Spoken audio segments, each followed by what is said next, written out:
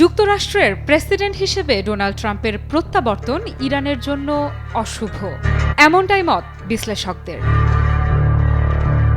শত্রু দেশ ইসরায়েলের নেতাদের পাশাপাশি মার্কিন নেতারাও ইরানের পারমাণবিক স্থাপনা, বিদ্যুৎ কেন্দ্র এবং তেল ও পেট্রোকেমিক্যাল অবকাঠামোর ওপর সামরিক হামলা চালানোর বিষয়ে করছেন খোলামেলা আলোচনা, যা নিঃসন্দেহে দেশটির জন্য বড় চাপ।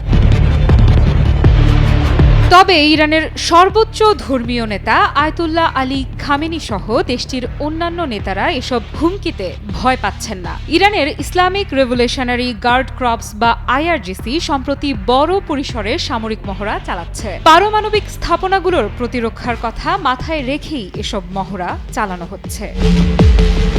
250-টিরও বেশি ডিজাইন অপশন নিয়ে ওয়ালটন স্মার্ট ফ্রিজ, বোঝে আপনার প্রয়োজন। 2 দশকের বেশি সময় ধরে পাশ্চাত্যের সঙ্গে ইরানের সম্পর্ক দেশটির পারমাণবিক কর্মসূচির বিকাশকে ঘিরে আবর্তিত হচ্ছে। এ সময় দেশটিকে পারমাণবিক বোমা বানানো থেকে বিরত রাখতে চেষ্টা চালানো হয়েছে। তবে তেহরান বারবার বলে এসেছে তারা গণবিধ্বংসী কোনো অস্ত্র বানাতে চায় না। যদিও নিরাপত্তার হুমকি বাড়ায় ইরানের শীর্ষ রাজনৈতিক ও সামরিক কর্তৃপক্ষ পারমাণবিক বোমা না বানানোর বিষয়ে তেহরানের ঘোষিত নীতিতে পরিবর্তন আনার সম্ভাবনা নিয়ে সম্প্রতি আলোচনা করছে। ইরান পারমাণবিক কর্মসূচি সহ অন্যান্য বিষয়ে যুক্তরাষ্ট্রের সঙ্গে আলোচনার সম্ভাবনার বিষয়ে আগ্রহী বলে জানিয়েছে। তবে পারমাণবিক বোমা তৈরির ক্ষেত্রেও দেশটির অবস্থান বেশ শক্ত, বিশেষ করে ইসরায়েলের বিরুদ্ধে প্রতিরোধ ক্ষমতা কমে যাওয়া এবং নিজেদের আঞ্চলিক মিত্রদের করুণ অবস্থার কারণেই এ শক্ত অবস্থান বলে মত বিশেষজ্ঞদের। বেহাল অর্থনৈতিক অবস্থার মধ্যে থাকা ইরানের প্রেসিডেন্ট মাসুদ পেজেশকিয়ানের সরকার পাশ্চাত্যের সঙ্গে আলাপ আলোচনা বাড়াতে চাইছে বলে মনে হচ্ছে। চলতি মাসের শেষের দিকে তার সরকার E3 অর্থাৎ ফ্রান্স, জার্মান এবং যুক্তরাজ্যের সঙ্গে আলোচনা করতে ইউরোপে কূটনীতিক পাঠাবে বলে জানা গেছে। এই আলোচনায় কি বরফ গলবে ইরান ও পশ্চিমা বলয়ের দ্বন্দ্বের?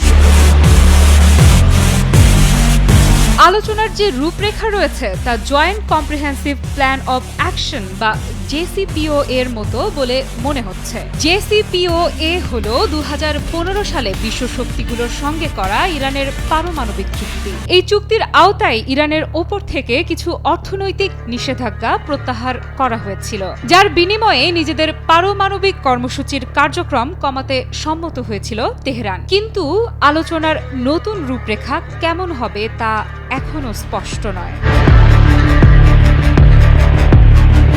ট্রাম্পের প্রথম মেয়াদে ইরানের সঙ্গে সম্পর্ক গিয়ে ঠেকেছিল তলানিতে। 2018 সালে JCPOA প্রত্যাখ্যান করে ইরানের ওপর কঠোর নিষেধাজ্ঞা দিয়েছিলেন এই মার্কিন প্রেসিডেন্ট। ট্রাম্প JCPOA থেকে বের হয়ে যাওয়ার 1 বছর পর ইউরেনিয়াম সমৃদ্ধকরণের মাত্রা এবং সেন্ট্রিফিউজের সংখ্যা বাড়াতে শুরু করে ইরান। গত কয়েক মাসে ইরান কয়েক হাজার নতুন সেন্ট্রিফিউজ স্থাপন করেছে। ইরান এখন 60% পর্যন্ত ইউরেনিয়াম সমৃদ্ধ করছে। পারমাণবিক বোমা তৈরির জন্য ইউরেনিয়াম সমৃদ্ধির মাত্রা 90% বেশি হতে হয়। সেই হিসাবে দেশটি পারমাণবিক বোমা তৈরি থেকে প্রযুক্তিগতভাবে তুলনামূলকভাবে সামান্য দূরে রয়েছে। IAEA এর প্রতিবেদন অনুযায়ী তেহরানের একাধিক পারমাণবিক বোমা তৈরির মতো পর্যাপ্ত ফিসাইল উপাদান রয়েছে। ইরানের টান টান পারমাণবিক উত্তেজনার মাঝে ট্রাম্পের প্রত্যাবর্তন বিশ্ব রাজনীতির মোড় কোন দিকে ঘুরাবে সেটি অনিশ্চিত। প্রেসিডেন্ট ট্রাম্প কি আলোচনার টেবিল বেছে নেবেন নাকি এগোবেন যুদ্ধের দিকে, সেটি এখন সময়ের সবচেয়ে বড় প্রশ্ন। আফ্রিদা ইফরাত, নিউজ 24।